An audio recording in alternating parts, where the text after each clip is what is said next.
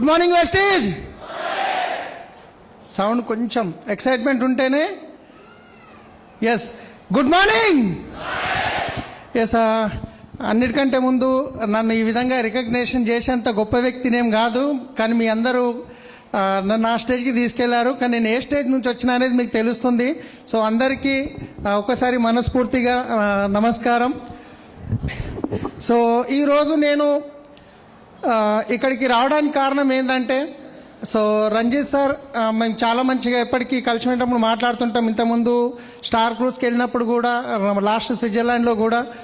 So నా schedule ఎంత busy ఉంటుందంటే చాలా బిజీ ఉంటుంది, కానీ సార్ అడిగితే నేను కాదని లేను. యాక్చువల్గా నాది నిన్న గృహప్రవేశం అయింది. 1,60,00,000 పెట్టి ఇల్లు తీసుకున్నాను.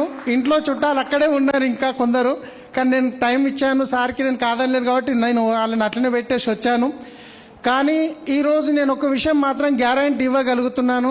ఒక 1 అవర్ మీరు ఓపిక్గా కనుక ఒక 1 అవర్ ఓపెన్ మైండెడ్గా, మన మనసు ఇక్కడ ఉండి మన బాడీ ఉండి మన బాడీ ఇక్కడ ఉండి మనసు ఎక్కడ ఉంటే మాత్రం అది మన బ్రెయిన్లోకి వెళ్ళదు. ఓపెన్ మైండెడ్గా అన్ని టెన్షన్లు తీసేయండి. ఒక 1 అవర్ మీరు విన్న తర్వాత ఒక నిర్ణయం తీసుకుంటే, ఒక్క రోజులో మాత్రం ఎప్పుడు జీవితం మారదు, కానీ ఒక్క నిమిషంలో తీసుకునే నిర్ణయం వల్ల ఖచ్చితంగా జీవితం మారుతుంది.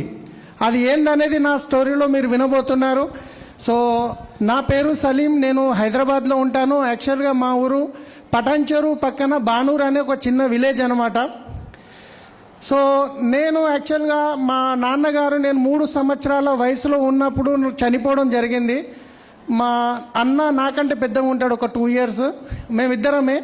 సో ఆ టైంలో మా అమ్మను చాలామంది మా పాలోళ్ళు అంటారు కదా, రిలేటివ్స్, వాళ్ళు ఏం చెప్పారంటే, చిన్న ఏజ్లో మీ భర్త చనిపోయిండు, ఆ 2 పిల్లల్ని మాకు ఇచ్చేసి నువ్వు వేరే పెళ్లి చేసుకొని వెళ్ళిపో అని చెప్పి మా అమ్మకి చెప్తే, మా అమ్మ ఏమన్నదంటే, లేదు నా పిల్లలే నా సర్వస్వం, నేను ఎక్కడికి వెళ్ళను అని చెప్పేసి మా అమ్మ మమ్మల్ని కూలి పని చేసి చేన్లలో కూలి పనికి వెళ్ళి, ఇళ్లల్లో బీడిఎల్ టౌన్షిప్ అని ఉంటుంది అక్కడ, భారత్ డైనమిక్స్ లిమిటెడ్.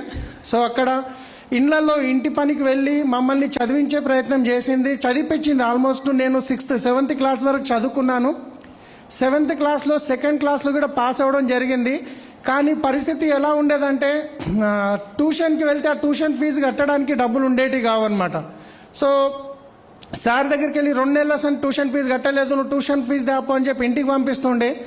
మా అమ్మనేమో కూలి చేసిన డబ్బులు రాలేవు తర్వాత ఇస్తా అంటుండే. మళ్ళీ అక్కడికి వెళ్తే మళ్ళీ అక్కడ సార్ వచ్చేసి నిలబెడుతుండే అనమాట. నాతోటి ఫ్రెండ్స్ ఏమో చదువుకుంటుంటే నేను ట్యూషన్ ఫీజు కట్టనందుకు నిలబడాల్సి వస్తుండే. సో నాకు మనసులో అనిపించేది ఏమన్నా చేయాలి ఎక్స్ట్రా అని చెప్పేసి. ఆ టైంలో ఇక్కడ ఈ బిజినెస్లో నేను యాక్చువల్గా ఇది ఫోటో శంషాబాద్ ఎయిర్పోర్ట్లో క్యాబ్ నడిపించే ఫోటో అనమాట ఇది. అది 4వ వ్యక్తి నేను అనమాట.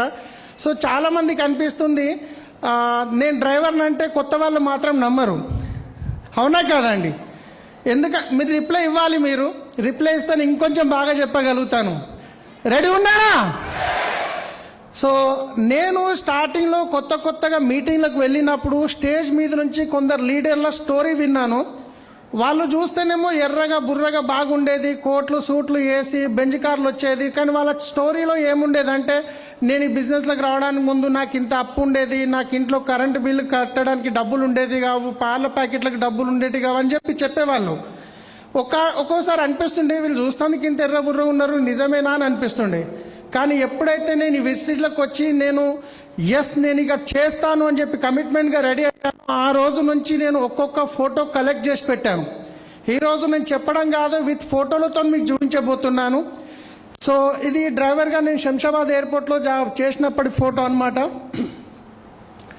సో ఇక్కడ చూస్తే కనుక ఈ ఇల్లు మాకు గవర్నమెంట్ నుంచి వచ్చిన ఇల్లు అనమాట. ఎప్పుడు ఒక 35 సంవత్సరాల క్రితము, 40 సంవత్సరాల క్రితము. ఈ ఫోటో ఎందుకు పెట్టానంటే, ఇక్కడ పక్కకు మీకు ఒక బండి కనిపిస్తుందా? 4 పైల బండి కనిపిస్తుందా? సో ఆ 4 పైల బండి మీద మా అన్న మా ఊర్లో ఒక వైన్స్ ఉండేది. ఆ వైన్స్ దగ్గర బయట మిర్చీలు, కోడిగుడ్లు, ఇంకా ఆమ్లెట్ లాంటిది అమ్ముతుండే. నేను 6th క్లాస్లో చదివేటప్పుడు, 5th క్లాస్లో 6thలో చదివేటప్పుడు స్కూల్ పోయి వచ్చి పార్ట్ టైంలో అదే వైన్స్లో గ్లాసులు కడిగే పని చేసేవాడిని. ఆ టైం తర్వాత మళ్ళీ ఏం చేసిన అంటే న్యూస్ పేపర్ వేయడానికి మా ఊరు పక్కనే బిడిఎల్ అని ఉంటుంది, భారత్ డైనమిక్స్ లిమిటెడ్ అని, అక్కడ టౌన్షిప్లో న్యూస్ పేపర్ వేసే పని చేశాను.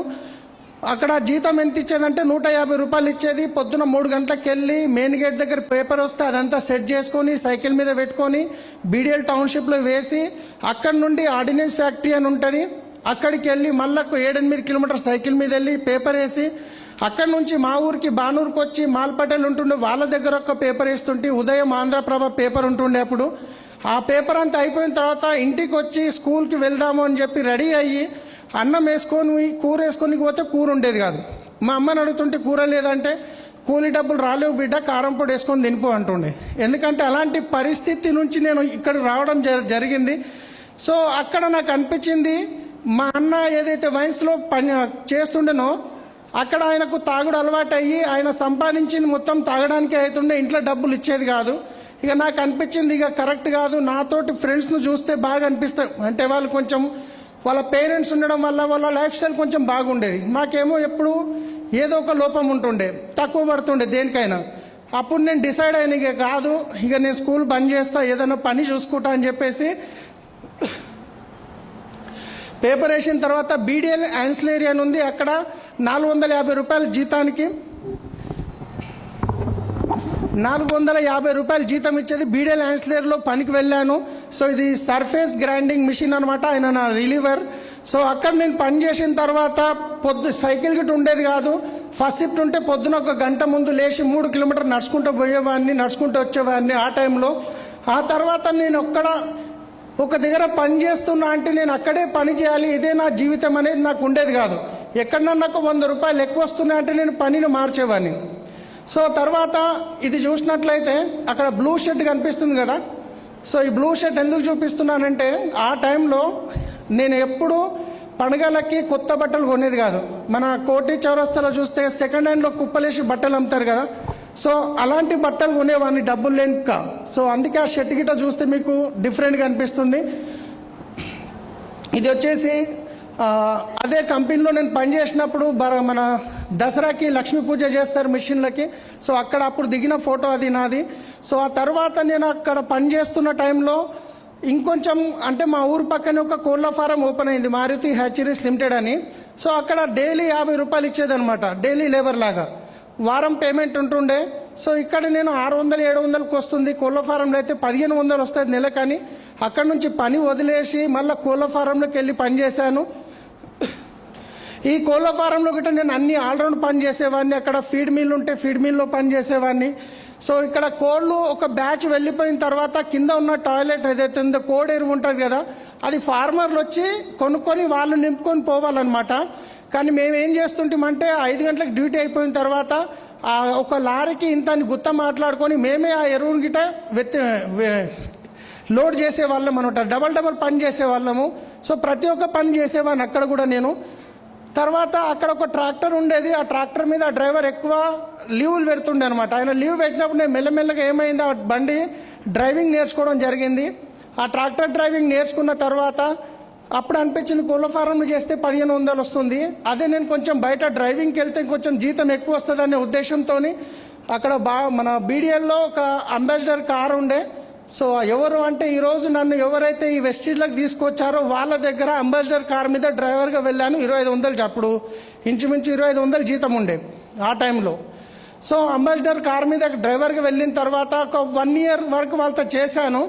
కానీ అక్కడ తను చాలా పాత కారు ఉండే కాబట్టి మళ్ళీ రిపేర్కి వస్తుందని వాళ్ళు అమ్మేయడం జరిగింది. అప్పుడు మళ్ళీ నా జాబ్ వెళ్ళిపోయింది.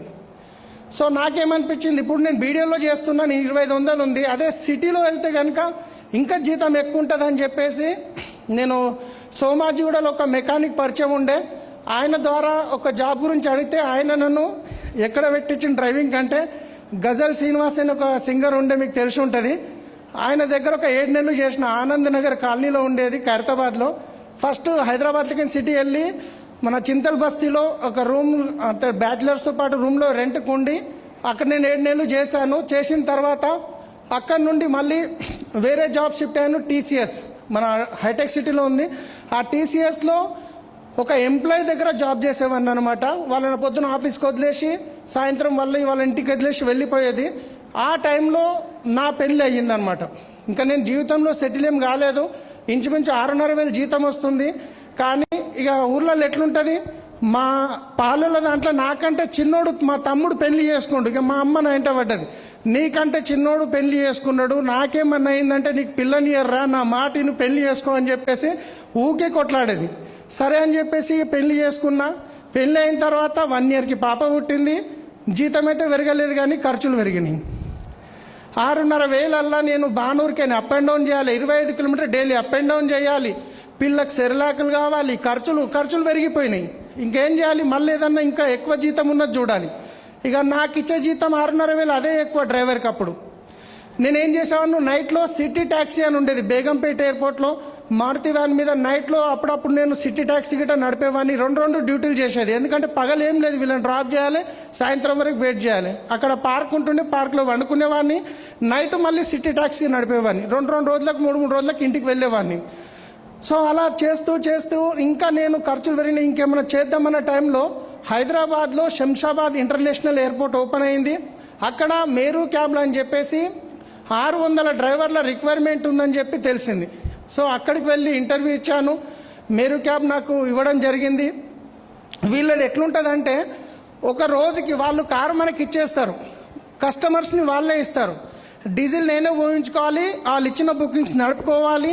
ఆ తర్వాత పర్ డే 350 రూపీస్ వాళ్ళకి పే చేయాలి. నేను బండి నడిపినా నడపకున్నా ప్రతిరోజు 350 రూపాయలు పే చేయాలి. ఈ కమిట్మెంట్లో వాళ్ళు బండి ఇచ్చేదనమాట. అట్లా స్టార్టింగ్లో మంచిగానే నడిచింది. ఆ టైంలో నేను హైదరాబాద్ నుంచి, సిటీ నుంచి, మన ఊరు నుంచి హైదరాబాద్ హఫీజ్పేట్కి షిఫ్ట్ అయ్యాను, పిల్లలను ఒక పాపను తీసుకొని. ఎందుకంటే డైలీ ఇంత అప్ అండ్ డౌన్ చేయడం వల్ల డీజిల్ ఖర్చులు, టైం వేస్ట్ అవుతుందని.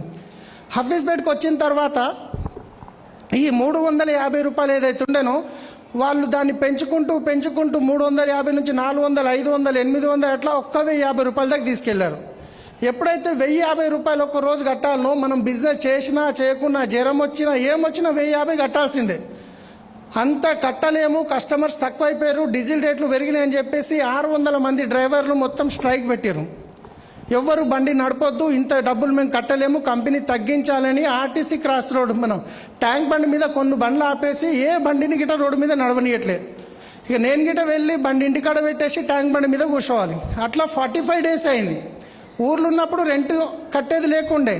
కానీ ఎప్పుడైతే హఫీజ్పేట్కి వచ్చానో అక్కడ ప్రతి నెల రెంట్ కట్టాలి, స్కూల్ ఫీజులు, తినడానికి.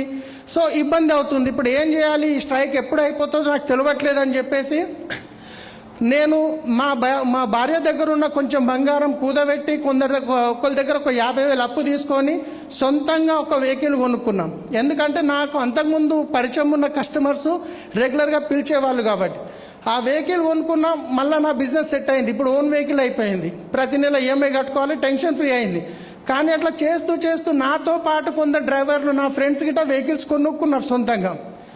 అయితే ఈ ఎక్కువ మంది కస్టమర్స్ హైదరాబాద్కి వచ్చిర్రు అనుకోండి, ఏదో ఒక హోటల్లో స్టే చేస్తారు.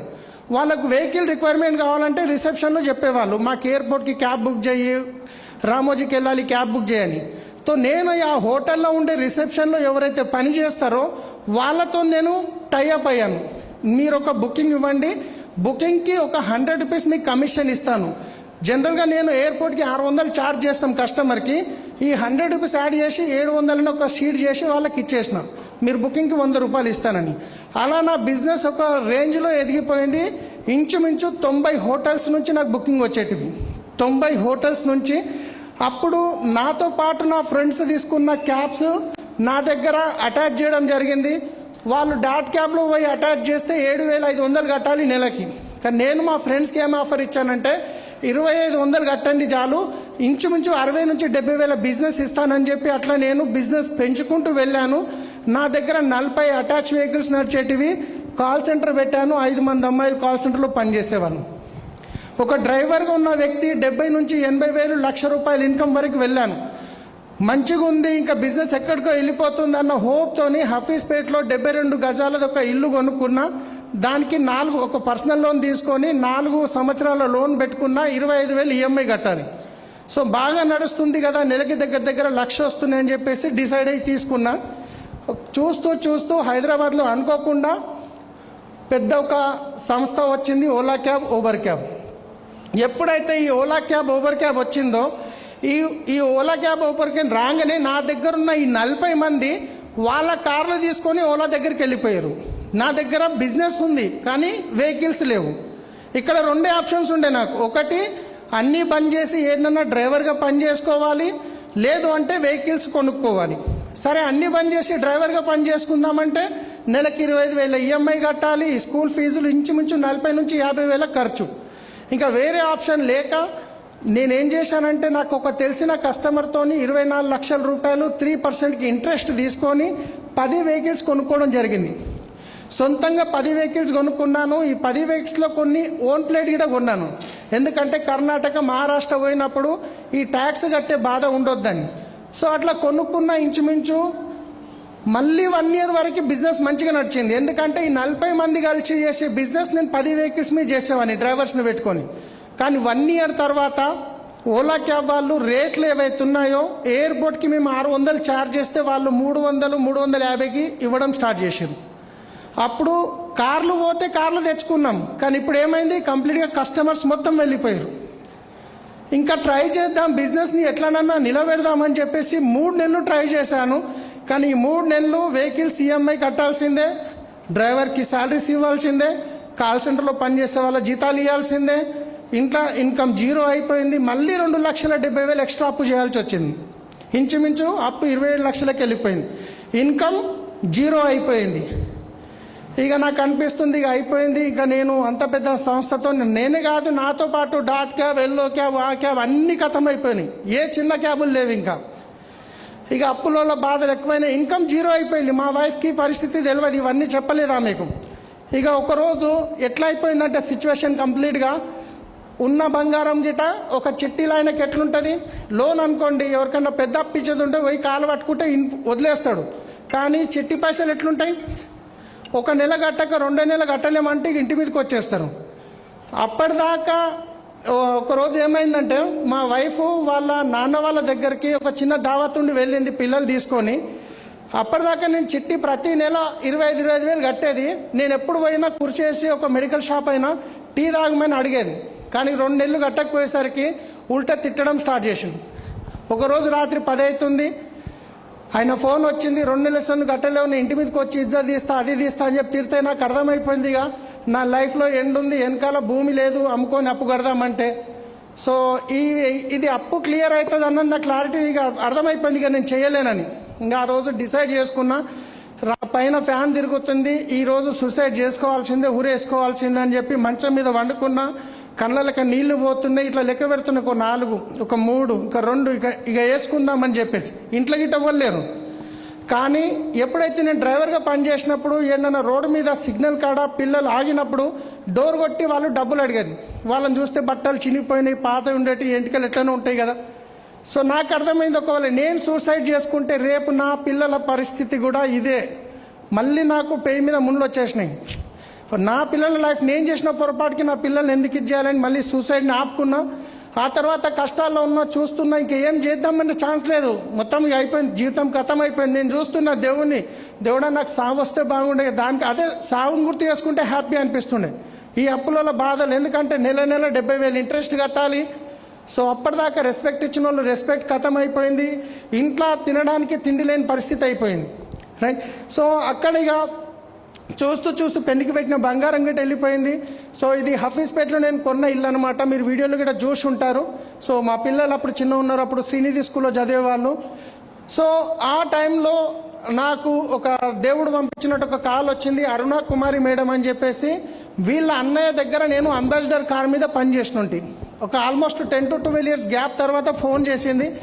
సలీం ఎక్కడున్నావు, చాలా రోజులు అయిపోయింది, ఒకసారి మా ఇంటికి రా పిల్లల్ని తీసుకొని, అలాగే నీకు ఒక బిజినెస్ చెప్తా అని చెప్పింది. బిజినెస్ అంటే నా మైండ్ బ్లాక్ అయిపోయింది అప్పటికే. కానీ జైరాబాద్ దగ్గర ఒక రాయకోడ్ విలేజ్లో మాకు తెలిసిన ఒక డిన్నర్ ఉంది. ఆ రోజు పోతూ సంగారెడ్డి తొవ్వల్ని కదా కలుద్దామని చెప్పి వాళ్ళ ఇంటికి వెళ్ళాను. టీ ఇచ్చిన తర్వాత ఒక ప్లాన్ చెప్పడం స్టార్ట్ చేసింది. నేను ఇక్కడికి విని ఇక్కడికి వదిలేసిన, ఎందుకంటే నా మైండ్ బ్లాక్ ఉంది. ఇలాంటివన్నీ మోసం చేసే కంపెనీలు ఉంటాయి, అనవసరంగా మన రిలేషన్ ఖరాబ్ అవుతాయి, మన వాల్యూ పోతుంది అని చెప్పి నేను కంప్లీట్గా నెగిటివ్గా ఉన్నాను. కానీ ఆమె ప్లాన్ చెప్పిన తర్వాత జబర్దస్తికి ప్లాన్ చెప్పిన తర్వాత ప్లాన్ అయితే నేను వినలేదు సరిగా, ఎందుకంటే నాకు ఏ గల్లీలకైతే పోయేదే లేదో అక్కడ చూసే అవసరం ఏముందని. కాకపోతే వాళ్ళ దగ్గర డ్రైవర్గా చేశాను, కాదనలేక ఫ్రీ జాయినింగ్ కదా, ఆధార్ కార్డు ఇస్తే పీడ పోతుంది అని చెప్పి మనసులో అనుకొని ఆధార్ కార్డు ఇచ్చినాం. జాయినింగ్ చేసిన తర్వాత ప్రోడక్ట్ తీసుకోంటే నేను ఖచ్చితంగా తీసుకుంటా, ఇప్పుడు నాతో డబ్బులు లేవంటే జబర్దస్తికి ఒక నీమ్ సోప్, ఒక నైట్ క్రీమ్ ఇచ్చింది. ఆ నీమ్ సోప్ తీసుకోపోయి ఇంటికి వాడిన తర్వాత మంచిగా అనిపించింది. నైట్ క్రీమ్ మా వైఫ్ గిట్ట బాగుందని చెప్పింది. బాగుంది అని ఫోన్ చేస్తే మళ్ళీ ఏం చేయమంటుంది, బిజినెస్ చేయమంటుంది. బాగుంది అని కూడా చేయలే నేను. కానీ దీంట్లో నిజంగా నా అదృష్టం బాగుంది. సెకండ్ 2 days తర్వాత ఫాలో అప్ చేసింది ఆమె. నేను మీ ఇంటి ముందటికెళ్ళి టోలీ చౌక్కి వెళ్తున్నాం సలీం, నేను మా అప్లైన్ గిట్ట ఒకసారి మీ ఇంటికి వస్తామంటే వాళ్ళ దగ్గర పని చేసిన కాబట్టి నేను కాదని లేక రండి దీది అని చెప్పినాం. వచ్చిన తర్వాత మళ్ళీ కొంచెం ప్లాన్ చెప్తే కొంచెం అర్థం చేసుకున్నా. ఎందుకంటే దీంట్లో డబ్బులు పెట్టేది లేదు, మనం మునిగేది లేదు, ఎవరిని ముంచేది లేదు. ఈ విషయం నాకు అర్థమైపోయింది. ఈ విషయం అర్థమైపోయినాక సరే ప్రోడక్ట్ అయితే కొనాల్సిందే, ఈడ కాకుండా ఏడైనా కొంటున్నాం కదా సో అని చెప్పేసి సికింద్రాబాద్ ఆఫీస్కి ప్రోడక్ట్ తీసుకోవడానికి వెళ్ళాను. ఈ ఫోన్ గిట్ట కరెక్ట్ టైంలో డిస్టర్బ్ చేస్తుంటుంది, సైలెంట్ చేస్తున్నా. ఓకే, సికింద్రాబాద్ ఆఫీస్కి ప్రోడక్ట్ తీసుకోవడానికి వెళ్ళాను. 2500 కన్సిస్టెన్సీ ఉండే. అక్కడ చూస్తే చాలామంది లైన్లో నిలబడి ప్రోడక్ట్ తీసుకుంటున్నారు. అరే ఇంత చదువుకున్న వాళ్ళు తీసుకుంటున్నారంటే ఏదో ఉంటుంది అని చెప్పి కొంచెం హోప్ వచ్చింది. ఆ తర్వాత ప్రోడక్ట్ తీసుకున్నా, వాడినా, మంచిగా అనిపించినాయి. మంచిగా అనిపించిన తర్వాత మీటింగ్ పిలిచిర్రు. సరే అని చెప్పేసి ఇందర్బీర్ సార్ అని చెప్పి ఉంటాడు, సర్దార్జీ సార్ మా అప్లైన్ అనమాట, వాళ్ళ ఇంట్లో ఒక మీటింగ్ జరిగితే అక్కడికి వెళ్ళాను. ఇది గూగుల్లో నుంచి తీసిన ఫోటో. ఇది మన ఫోన్లో గూగుల్ ఫొటోస్ ఉంటుంది కదా, సో అక్కడ డేట్తో పాటు చూడొచ్చు. శనివారం 20 May 2017. సో అక్కడ మీటింగ్కి వెళ్ళాను. ఆ తర్వాత సంగారెడ్డిలో మీటింగ్ వెలిస్తే సంగారెడ్డికి మీటింగ్కి వెళ్ళాను. అట్లా మీటింగ్ చూస్తూ చూస్తూ కొంచెం నాకు హోప్ అనేది పెరుగుతుంది. కానీ అంతలోనే ఎట్లయితే బూట్ క్యాంప్ చేస్తున్నారో అట్లాంటిది ఒక పెద్ద మీటింగ్ ఢిల్లీలో ఉంది అంటే అక్కడికి వెళ్ళాను. వెళ్ళిన తర్వాత 2017 ఆగస్ట్లో వెళ్ళిన తర్వాత అక్కడ ఫస్ట్ రోజు నాకు అనిపించింది ఏమో ఎక్సైట్మెంట్ ఉంది, అది ఉంది, ఇది ఉంది. ఫస్ట్ డే అట్లా వెళ్ళిపోయింది. సెకండ్ డే మాత్రం ఒక గంట సెషన్. ఇప్పుడు మిమ్మల్ని మీటింగ్ స్టార్ట్ అవుతుంది, అందరినీ లోపలికి రండి అని ఎట్లయితే అన్నారో సో అదేవిధంగా ఆ రోజు మా ఎస్పీ వారిల్ గారు ఏం చెప్పారంటే క్వశ్చన్ అండ్ ఆన్సర్ నడుస్తుంది. అక్కడ ఏమడిగారంటే ఏమేం ప్రాబ్లం ఉన్నాయి చెప్పండి అని చెప్పి రాసుకుంటున్నారు ఆయన. సో నా ముందటికి 4వ లైన్లో ఇంతమందికి లేరు, అక్కడ ఇంచుమించు ఒక 300-400 మంది ఉంటారు. ఒక ఆయన లేచి ఏమనంటే సార్ నాకు 12 లక్షల అప్పు ఉంది అని చెప్పింది. చాలా క్వశ్చన్లు చెప్పారు. ఎవరిదైతే 12 లక్షల అప్పు ఉంది అనగానే ఆయన స్టేజ్ మీదకి పిలుచుకొని అడిగిండు, నీ 12 లక్షల అప్పు ఎవరు చేసినావు? నేను చేసిన. దేని గురించి చేసినావు? బిజినెస్ గురించి చేసిన. ఏమైంది? లాస్ అయిపోయింది. సో ఇప్పుడు ఏం చేయాలి? అప్పు కట్టాలి. మరి అప్పు కట్టాలంటే ఏం చేయాలి? మనం పని చేయాలి. కానీ మనం పని చేస్తామా? చెయ్యము అని ఒక కుర్చీ తీసుకొని నెత్తి మీద పెట్టుకొని బరువు ఎత్తుకున్నాం. ఇక మనం ఏం చేస్తాం? అన్నకి చెప్తాం అన్న అప్పు అయిపోయింది, తమ్ముడు అప్పు అయిపోయింది, నాయన అప్పు అయిపోయింది, దోస్తుకి చెప్తాం అప్పు అయిపోయింది. బరువు ఎత్తుకొని పడిపోతాం. అంటే ఆ బరువు ఎత్తుకొని తిరుగుతాం, నాకు అప్పు అయిపోయింది, బరువు ఎత్తుకొని తిరుగుతాం. చూసిన వాళ్ళకి అందరూ చెప్పుకుంటూ పోతాం. కానీ వాస్తవానికి చేయాల్సిందేంది? ఈ బరువు తీసి పక్క పడేయండి. ఎవరికైతే నువ్వు అప్పు ఇవ్వాలో వాళ్ళ దగ్గరికి పోయి చెప్పు, నేను ఇమాందార్ మనిషిని, నీ డబ్బులు నేను ఇస్తా, నాకు పని చేసే టైం ఇయ్యి, లేదంటే ఏమైనా చేసుకో. నాకు 1 సంవత్సరం టైం ఇయ్యి, 2 సంవత్సరం టైం తీసుకో, పోయి పని చేయి, ఆ తర్వాత డబ్బు అప్పు తీర్చేయి. ఆ విషయం అక్కడ విన్నా నాకేమనిపించిందంటే నాకే చెప్తున్నాడేమో అనిపించింది ఆ రోజు. నేను చక్కగా ఆడ ఇట్లా నిజంగా నేను ఎంత జబర్దస్తికి పోయినా. ఈరోజు చాలామంది బూట్ క్యాప్ అంటే చాలా జబర్దస్తికి రావచ్చు, ఇక మా అప్లైన్ ఊకే దమ్ చేస్తుండు పోదాం అక్కడ అన్నిటి వచ్చిన వాళ్ళు ఉన్నారు. నేను గిట్ట అట్లనే పోయినాం, ఊకే చెప్తురు కదా పోదామని చెప్పి.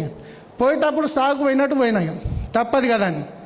వచ్చేటప్పుడు ఇట్లా అయిపోయింది. ఇక 6 నెలల క్రౌన్ కావాల్సిందే, అప్పు తీరాల్సిందే, దుమ్ము లేపాల్సిందే అని చెప్పేసి ఆగండి, అసలు విషయం చెప్తా. ఆనే మీటింగ్లో కూర్చున్నా, డిసైడ్ అయిపోయిన 6 మందిని డైరెక్టర్ చేస్తే క్రౌన్. 1 బావ, 1 బెస్ట్ ఫ్రెండు, 1 బామ్మర్ది, 4 మెకానిక్. నా బండ్లు ఎవరితోనైతే మెకానిక్ చేపిస్తా నెలకు 40-50 వేల బిల్లు కడతా, 3,000 ప్రోడక్ట్ తీసుకోడా, 4, 5 ఇంటి ముందట అయినా, 6 ఇంటికైనా. అక్కడే క్రౌన్ అయిపోయినా నేను. ఇక ఇంటికి వచ్చిన ఎప్పుడెప్పుడు హైదరాబాద్ వస్తారా అని చెప్పి ఆ ట్రైన్ ఎట్లా చూస్తున్నా వచ్చిన మొత్తానికి ఇక నిద్ర పడుతుందా, ఇక ఇక్కడ బుల్రాలి అక్కడ బుల్రాలి ఆ ఆలోచన వచ్చిన చక్కగా ప్రాణమైన అయ్యానికే రెడీ ఉన్న ఫ్రెండ్ ఫోన్ తీసిన డ్రైవర్లు ఎట్లా మా లాంగ్వేజ్ కాకా అంటాం, కాకా తొందరగా ఆధార్ కార్డు పంపి ఢిల్లీలో మంచి బిజినెస్ చూసి వచ్చిన సబ్బు పేస్ట్ చేంజ్ చేస్తే చాలు ₹1,00,000 వస్తాయన్న. ప్రాణమైన అయ్యనికే ఫ్రెండ్ ఒకటే మాట అన్నాడు, సలీం నేనైతే చెయ్యా నువ్వు కూడా చెయ్యకు. ఇలాంటి బిజినెస్లు చేసి గౌల్దొడ్డిలో ఒక్కొక్కరిని ఈపులు వలగొడుతున్నారు, పైసలు మొన్న ఒక కంపెనీ ముంచిపోయింది, పోలీస్ స్టేషన్ తిరుగుతున్నారు, నా మాటని నేను చెయ్యా నువ్వు కూడా చేయక అంటాడు.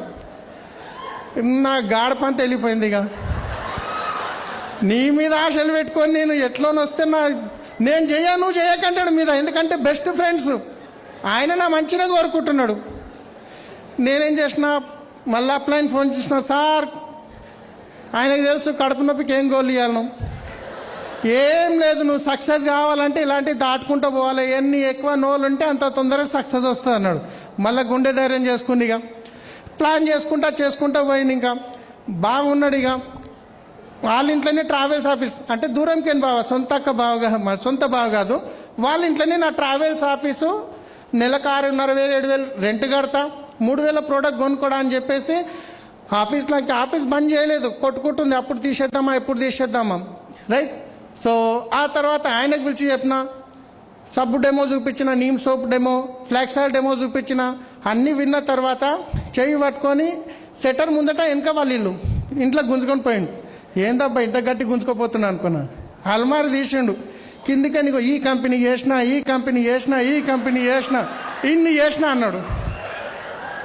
హరిని అమ్మ రెండో వ్యక్తి గిట బాయ్, మీరు ఫస్ట్ సప్పట్లు కొట్టి చూడండి నా పని ఎట్లుంటుంది. పోతే ఇక ఏం చేద్దాం, మూడో వ్యక్తి మెకానిక్, ఆయనకు చెప్పిన, తౌఫీక్ ఆయన పేరు, తౌఫీక్ భాయ్ ఏడున్నావు అంటే షెడ్ కాడున్నా వస్తున్నా అని చెప్పిన. సాయంత్రం నాకు ఏం చెప్పలే, ముందు ప్లాన్ చేస్తే గడబడి చేస్తున్నా, నా మీటింగ్ కాడికే పట్టుకుపోదాం అని చెప్పేసి నా మాటిని ఒక 4 గంటలు టైం అని చెప్పి టైం తీసుకున్నా. రంజాన్ నెల నేను ఒక పొద్దున్నా, ఆయన గిట ఒక పొద్దున్నాడు. మీటింగ్కి తోలుకొని పోయినా, ఇంతకుమీరు సార్ వాళ్ళ ఇంట్లో మీటింగ్ కూర్చుని పెట్టినా, విన్నాడు, నేను ఆయన చూస్తున్నా అర్థమవుతుందా లేదా, నవ్వుతున్నాడా లేదా అని. మొత్తానికి నవ్విండు చేసిండు. వస్తూ టైం అయింది, పిస్తా హౌస్లో 500 పెట్టి హలీం తీసుకున్నాం, తినిపించిన. ఇక ఎట్లన్నా డ్యూసీడీగా అయిపోతాడని చెప్పి పోతావా 500. ఇంటికాడ వచ్చి మెకానిక్ షాప్ కాడ దించి ఆధార్ కార్డు తీయాలి. సలీం భాయ్ నీ 1,00,000 వచ్చినాక నేను చేస్తా అన్నాడు. కథం ఇక ఏం చేయాలి, ఇక కడుపులు ఎట్లా మండుతుంది, టైం వాయ్ 500 వాయ్ అన్ని వాయ్, మళ్ళీ 1,00,000 రామంటాడు, 1,00,000 దాకా వెయిట్ చేయమంటాడు. ఎట్లుంటుంది పరిస్థితి చూడండి. మనం నలుగురు నో అనగానే పోయి దుప్పటి కట్టుకొని వండుకుంటాం ఇంట్లో, ఎవ్వరు ఇంటలేరు నా మాట అని. ఈయన ఆయన అప్లై అని చెప్పిన, మళ్ళీ గోల్ వేసిండు. ఏం టెన్షన్ లేదు, నువ్వు చెప్పుకుంటావో నీకు ఎవరైతే నీకు జాయిన్ కావాలో వాళ్ళు రాసి పెట్టింది, వాళ్ళు వచ్చే టైంకి వస్తారని చెప్పిండు. సరే అని చెప్పేసి ఇక ఇంటి ముందటోళ్ళకి చెప్పిన, ఇక చూడండి ఇంటి ముందటోళ్ళది ఎట్లుంటుంది అంటే వాయమ్ అది చెప్పేటట్టుంటుంది. ఇక రోజు ముఖం చూడాలి పొద్దున్న లేచి వాళ్ళే. మళ్ళీ ఇంటి ముందటోళ్ళు మా వైఫ్కి వాళ్ళ వైఫ్ ఫుల్ క్లోజ్, ఈ రోజుకి కూడా ఫోన్ చేస్తే అర్ధగంట కంటే తక్కువ మాట్లాడరు. నేను ఇక వాళ్ళ హస్బెండ్తో మాట్లాడినా, పోయి కూర్చున్నా, నీమ్ సోప్ డెమో చూపించిన, ఫ్లాక్స్ ఆయిల్ డెమో చూపించిన, ప్లాన్ చెప్పి ఇంటి ముందటోళ్ళని ఒక సబ్బు ఫ్రీగా ఇచ్చి వచ్చినాం. జాయిన్ ఏం కాలేదు. ఆ తీసుకున్న వారం రోజులకి సబ్బు గిట్ట రిటర్న్ ఇచ్చేసారు. మళ్ళీ మేము ఈ సబ్బు వాడామని చెప్పేసి. ఇక వాడకపోతే వాడిపోయి మీటింగ్ గిట్ట రాలేరు. ఇక ఎట్లుంటుంది పరిస్థితి. అంతకుముందేమో ట్రావెల్స్ బిజినెస్ చేసినప్పుడు జీన్స్ ప్యాంట్లు టీ షర్ట్లు వేసి తిరిగేది. బిజినెస్లోకి రాగానే అప్లైన్ సూట్ బూట్ అన్నాడు. ఇక సరే అని చెప్పి సూట్ బూట్ వేసి టై వేసుకొని ఇంట్లోకి బయటికి వెళ్తే గల్లీలకు కొత్త కోడలు వస్తే ఎట్లా చూస్తారు, పడదలు తీసి. నా పరిస్థితి అట్లుంది. నేను ఇట్లా పోతున్నా, పడదలు తీసి చూస్తారు, ఏమైనా గినికి గిట్ట తయారైండు. ఎట్లుంటుంది ఈ టై, పెద్ద బరువు కట్టినట్టుంటుంది ఆ టైంలో. ఇక దాచుకొని గల్లీ బయట దాకా ఎక్కడ చూడకుండా వెళ్ళిపోతుంటే పడదలు చూస్తుర్రి, నవ్వుకుంటుర్రి. సరే వాళ్ళు గిట్ట జాయిన్ కాలే. ఇంటి ముందటవా ఇంటి వెనక లాస్ట్ ఒక్కడ మిలిగిండి. ఎవ్వరు చేసినా చేయకుండా ఒక్కడు బొమ్మర్దికి చేయాల్సిందే. ఇక బొమ్మర్దికి ఫోన్ చేసినా, ఏడున్నావు తొందరగా వచ్చి ఆటో నడుపుతాడు. ఆయన ఏదో సాఫ్ట్వేర్ కాదు, ఆటో నడుపుతాడు. ఈ ఫోన్ గిట్ట అయినదే ఇప్పుడు. ఇక ఎవరు దిక్కులేరు, ఒకడే ఉన్నాడు. ఇక రమ్మంటే వచ్చేసిండు, ఆటో తీసుకొని పక్క పెట్టిండు. మా వైఫ్ ఇక రాగానే మళ్ళీ సేమ్ ప్లాన్ చెప్పిన, డెమో చూపించిన, అన్న అయిపోయిన తర్వాత ఫస్ట్ అప్లైన్ చెప్పుకుంటారు. డ్రీమ్ ఉంటేనే బిజినెస్లో తొందరగా సక్సెస్ అవుతారంటే ఢిల్లీకి రాగానే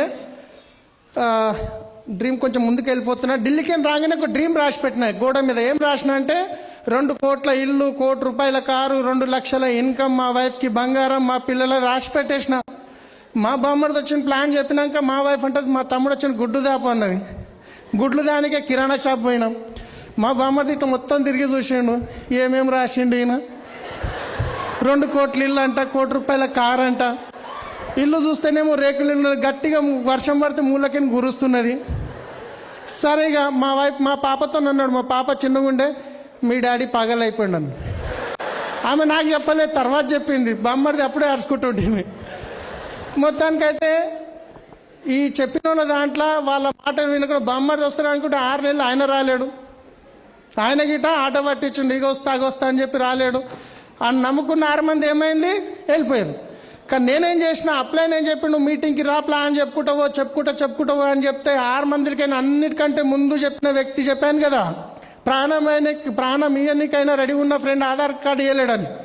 6 నెలలు కష్టపడ్డాక నా ఇన్కమ్ 30,000 వచ్చిన తర్వాత మళ్ళీ ఫోన్ చేస్తుంటే నెలకి అసలు ఎట్లా వస్తుంది ఏంది అంటే, మళ్ళీ ఇంటికి పోయి కూర్చోబెట్టి చెప్పిన తర్వాత ఆ రోజు ఆయన బిజినెస్ స్టార్ట్ చేస్తే ఈరోజు 13 లక్షల ఇన్కమ్ తీసుకుంటున్నాడు. Thangelapalli Srinivas Mercedes Benz car తీసుకున్నాడు. 6 నెలలు వద్దు అన్న వ్యక్తి ఈరోజు 13 లక్షల పైన ఇల్లు తీసుకున్నాడు, ప్రాపర్టీస్ గిట్ట కొన్నాడు. ఇక బామ్మర్ది కింద పడంగా మెడల్ వేసుకొని తిరగంగా ఈ రోజు గిట్ట ఆయన 1,40,000 ఇన్కమ్ ఉంది, కారు తీసుకున్నాడు. 6 మందిలకే నిద్ర వచ్చారు, మిగతా 4 లేరు. అట్లా అని చెప్పి మీరు టెన్షన్ పడొద్దు. నేను ఎవ్వరికి చెప్పను, అందరికీ చెప్తేనే సక్సెస్ వస్తుంది. మా బామ్మది వేస్ట్, మా మామ వేస్ట్, మా తమ్ముడు వేస్ట్ అని చెప్పి మనం వదిలేయద్దు, అందరికీ చెప్పాలి. ఏ వ్యక్తి అయినా మెడికల్లో చదువుకున్న తర్వాత డైరెక్ట్ వచ్చి ఆపరేషన్ చేస్తాడా, లేకపోతే చనిపోయిన శవానికి పోస్ట్ మార్టం చేసి నేర్చుకుంటాడా? మనం గిట అంతే. మనం చెప్పినప్పుడు వాళ్ళు వస్తారా రారా పక్కన పెట్టండి. మీ మనసులో రావడానికి తెలుసు అనుకోండి, నో ప్రాబ్లం, పోయి ప్లాన్ చెప్పండి, హ్యాపీగా చెప్పండి, ఇతనే నా డ్యూసీడ్ అనుకొని చెప్పండి. ఆయన రాను అన్నాడు అనుకోండి, నో అన్నాడు అనుకోండి, థ్యాంక్ యూ సో మచ్ అండి. అదేంది నేను చేయను అంటే, నేను నా ప్రాక్టీస్ అయిపోయింది కదా. వస్తే ఓకే, రాకుంటే నా ప్రాక్టీస్ అయిపోయింది, రైట్. సో ఇలా నమ్ముకున్న 6 మంది గిట్ట నాకు ఇట్లా చేసి అయినా నేను ఆగలేదు. తర్వాత ఇది మీరు చూస్తే గౌతమ్ బాలి సార్ది సెల్ఫీ ఆ రోజు పరిగెత్తుకుంటూ తీసుకున్న ఢిల్లీలో. ఎందుకంటే ఆయన దగ్గర పోయే అవకాశం ఉండదు, మేము కొత్త అప్పుడు. నా ఫేస్ చూస్తేనే అర్థమవుతుంది, ఎర్రట్ అయ్యి ఏదో మా అప్లైన్ ఇచ్చిండు, అది గిట కట్టుకొని గిట్ట సరిగా రాలేదు చూడండి. జీవితంలో ఫస్ట్ టైం ట్రై చేసుకున్న వేరేది అది గిట. సో ఇట్లా ఢిల్లీ పోయినప్పుడు ఈ విధంగా ఫస్ట్ టైం తీసుకున్న సెల్ఫీలు పెట్టుకుని ఉంటే, ఇంటికి వచ్చినాక చెప్పారు కదా ఇక డ్రీమ్ రాయమని చెప్పారు అక్కడ మీటింగ్లో. ఇక నాకు అర్థమైపోయింది, ఆ ఢిల్లీ మీటింగ్ విన్న తర్వాత నేను 0 అయిపోయినా. నా బ్రెయిన్ తీసి ఫ్రిడ్జ్లో పెట్టేసిన, అప్లైన్ బాయిలో దుంకమంటే దుంకనీకి రెడీ ఉన్నాయి. ఇక డ్రీమ్ రాయమన్నారు, పోయినా స్టేషనరీకి పోయినా, కలర్ పేపర్ తీసుకున్నా, స్కెచ్లు తీసుకున్నా, ఇక కూర్చున్నా, ఇక రాస్తున్నా. మా వైపు చూస్తుంది, నవ్వుతుంది, ఏం రాస్తుండో ఏమో. మొత్తానికైతే ఒకటి బెడ్ మీదకి లేవంగానే కనిపించేటట్టు గోడ మీదే పెట్టినాం, ఏమనలేదు. అల్మారి మీద పెట్టకపోతే ఇట్లా వచ్చి నిలబడ్డది, నువ్వేంటన్నా పెట్టు, అల్మారి మీద పెట్టకు. నువ్వు రాసిందేమో ఎక్కడనో ఉన్నది, ఎవరైనా ఇంట్లోకి వస్తే ఎదురుగా కనిపించేది అల్మారి. నా ఇజ్జత్ పోతుంది పెట్టకంటే. నేనేమన్నా అంటే, నో ప్రాబ్లం, వాళ్ళు రావాలి, వాళ్ళు చూడాలి, వాళ్ళు నవ్వాలి, మనకు గుచ్చుకోవాలి, వాళ్ళ గురించి అన్నీ బిజినెస్ చేస్తాం మనం. మనకు నొప్పే లేకుండా ఎట్లా సక్సెస్ అవుతాం. సో డ్రీమ్ రాసి పెట్టాను.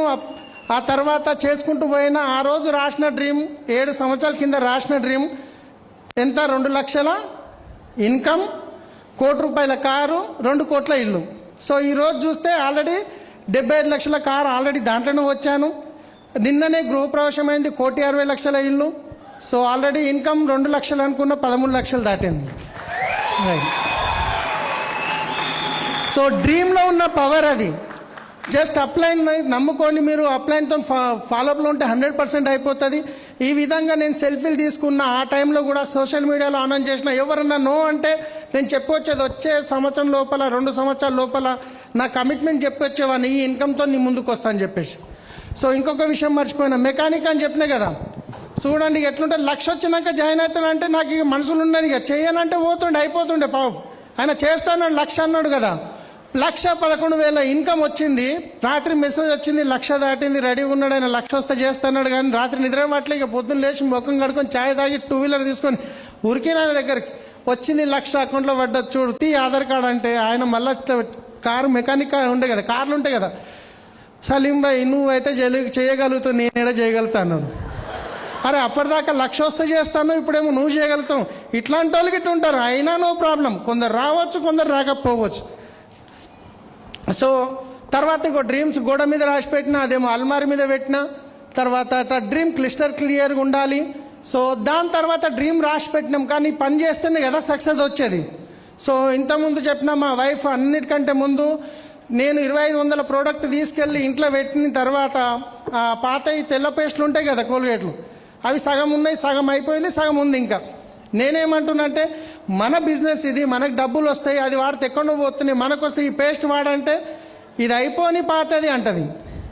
సరే వినేటట్టు లేదా, నా కోల్గేట్ తీసుకోపోయి చెత్త డబ్బులు పడేసిన, పైసలు ఎక్కువైనాయని, కానీ వాడికి తీసుకొచ్చి మళ్ళీ కడిగి ఆనే పెట్టింది. ఏమి ఇట్లా తినేటట్టు లేదన్నా మూత తీసి మొత్తం దాంట్లో విండేసినాయిగా. ఇక అప్పుడు వేరే ఆప్షన్ లేదు, మన పేస్టే వాడాలి. పేస్ట్ వాడిరు బాగుంది, ప్రోడక్ట్ మెల్లమెల్లగా అలవాటు చేసినాం, అన్నీ బాగున్నాయి. ఆ తర్వాత మీటింగ్కి తీసుకెళ్ళినా ఆమె సపోర్ట్ ఉంది కాబట్టి ఈరోజు ఇందాక రాగలిగినాం. మీరు కూడా మీ వైఫ్ సపోర్ట్ చేస్తలేదు, ఒక మీటింగ్ తీసుకురండి. మీ హస్బెండ్ సపోర్ట్ చేస్తలేడు, ఒక మీటింగ్ తీసుకురండి. మీటింగ్కి వస్తే కొన్ని 100 మంది చెప్తారు. ఇంట్లో కూర్చుని పెట్టి 24 గంటలు మనం భజన చేసిన వాళ్ళకి అర్థం కాదు. మీటింగ్కి వస్తేనే వాళ్ళకి బిజినెస్ ఒక పవర్ ఏందనేది తెలుస్తుంది. Yes or no? So wife support చేస్తలే అని చెప్పి నేను కొట్లాడలేదు, రిక్వెస్ట్ చేసి తీసుకొచ్చినా ఈరోజు సపోర్ట్ చేస్తుంది. నేను అదే చెప్తున్నా మీకు, ఫస్ట్ ఎవరు సపోర్ట్ చేయరు, తెలియదు కదా వాళ్ళకు కూడా. తర్వాత ఫ్రెండ్స్ గురించి ఎగ్జాంపుల్ చెప్పేసిన, తర్వాత రిలేటివ్స్ గురించి ఇదొకటి చెప్పేది ఉంది. మా చుట్టాల దగ్గర పోయి ప్లాన్ చెప్పిన, డెమో చూపించిన, సేమ్ ప్రాసెస్. వాళ్ళు 1,000 రూపాయల ప్రోడక్టే కొనలేరు. కానీ 2-3 రోజుల తర్వాత మళ్ళీ ఫోన్ చేస్తారు కదా, ఏం మా వైఫ్కి చేస్తారు, నాకు కాదు. ఏం షాయిన్ బాగున్నావా, పిల్లలు వైర్రా లేడా, సభల మీటింగ్ పోయిండా మీ హస్బెండ్ అన్న. ఎట్లుంటుంది ఇక, ఆమె పొద్దుమికి రాగానే ఆమెకి ఇట్లా అన్నదని చెప్పి ఆమె ఏడ్చుకుంటాను నా ముందట.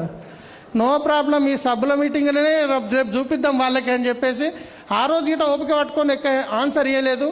ఈ రోజు గిట నాకు ఉన్న నెట్వర్క్లో కొన్ని లక్షల మంది ఉంటారు, దాంట్లో చుట్టాలు ఉన్నారంటే ఒకే ఒక్కడు బొమ్మది. అట్లా అని చెప్పేసి నేను చుట్టాలకు చెప్పను అనకండి, చెప్పండి. వాళ్ళు వచ్చేటోళ్ళు ఎంబడే రావచ్చు, కొందరికి టైం పట్టవచ్చు, కొందరు రాకపోవచ్చు, కానీ మనకు తెలియదు కదా, అవునా కదా? కానీ అందరికీ చెప్పాలి. తర్వాత వచ్చేసి నైబర్స్ గురించి చెప్పేసినది ఆల్రెడీ. సో మా మామ నాకు పిల్లనిచ్చిన మామ ఏమంటాడంటే, నేను ఎన్నో డ్రైవర్గా చేస్తున్నావు, నెలకు జీతం వస్తుందంటే పిల్లనిచ్చిన, ఏదో నువ్వు ట్రావెల్స్ అన్నావు అదన్నో బాగుంది, అంత వదిలేసి ఈ సబ్బులు పట్టుకొని తిరుగుతున్నావు, నువ్వు చేసుకోక నా కొడుకుని ఎందుకు పరిశాన్ చేస్తున్నావు? 2,500 కన్సిస్టెన్సీ 6 నెలలకు ఇప్పిస్తే మేము వాడేది 20 రూపాయల సబ్బు వాడతాం, నువ్వేమో గింత సబ్బు వాడుతున్నావు, మేము 30 రూపాయలు ఇది వాడుతున్నాం, ఇన్ని రేట్లు ఉన్నాయి, ఎందుకు ఇది చేస్తున్నావు అని చెప్పి ఆయన ముళ్ళు కట్ట తీసుకొని ఓడుస్తారు కదా, అట్లా ఓడుస్తాడు. ఇక మా బొమ్మడి దగ్గర హోమ్ మీటింగ్ చేయడానికి పోతే ఈయన కొంచెం వేస్తాడు, ఇక నాతో ఆడుకుంటుండు. నేను ఒకటే చెప్పిన, ఇక మామ ఇట్లయితే కాదు, ఒక పెద్ద మీటింగ్ ఉంది హైదరాబాద్లో, ఈ మీటింగ్కి నువ్వు వచ్చినావంటే నువ్వు నా మామ, నీ అల్లుని, నువ్వు రాలేవంటే నీ ఇంటికి తవ్వ బంద్ అని చెప్పేసిన. ఇంకా వేరే ఆప్షన్ లేదు. ఆ మీటింగ్కి వచ్చిండు, అప్పటిదాకా వద్దురా అని తిట్టిన మామ అప్పటి తర్వాత చేసుకోరా అని తిట్టిండు మా బామ్మడిని, రైట్? సో నేనేమంటున్నా అంటే, ఎక్కడ నువ్వు వచ్చినా మనం బాధపడే అవసరం లేదు, ప్రతి దానికి సొల్యూషన్ ఉంది. ఒకే ఒకటి సొల్యూషన్ ఏంది? మీటింగ్. సో నాకు ఎక్సైట్మెంట్లో టీం వస్తుందంటే మీటింగ్కి వస్తా, ఎవరు వస్తలేరు అంటే నేర్చుకోనికి మీటింగ్కి వస్తాం. సో మీటింగ్ వదలొద్దు. అప్లైన్ పెట్టే మీటింగ్ డబ్బుల గురించి ఛాలెంజెస్ చెప్పాలంటే మీకు తెలుసు, ఇంచుమించు అన్ని లక్షల అప్పు, నెలకి 70,000 ఇంట్రెస్ట్ కట్టాలి. ఇక్కడ కూర్చున్న వాళ్ళు చాలామందికి ఇంచుమించు ఏదో ఒక ఇన్కమ్ ఉంది, ఒకవేళ స్టూడెంట్ అయితే ప్యాకెట్ మనీ అన్న దొరుకుతుంది, అవునా కాదా? నేను బిజినెస్ స్టార్ట్ చేసినప్పుడు ఇన్కమ్ 0, నెలకి 70,000 ఇంట్రెస్ట్ కట్టాలి. నెలకి 70,000, 30 రోజులల్లా 5 రోజులు అప్పులు అడగనికే తిరుగుతుంటే. మళ్ళీ బిజినెస్లో ఒక రూల్ ఉంటుంది, కార్డినల్ రూల్, అప్లైన్ని డబ్బులు అడగొద్దు, డౌన్లైన్ని డబ్బులు అడగొద్దు. మరి ఎవరిని అడగాలి?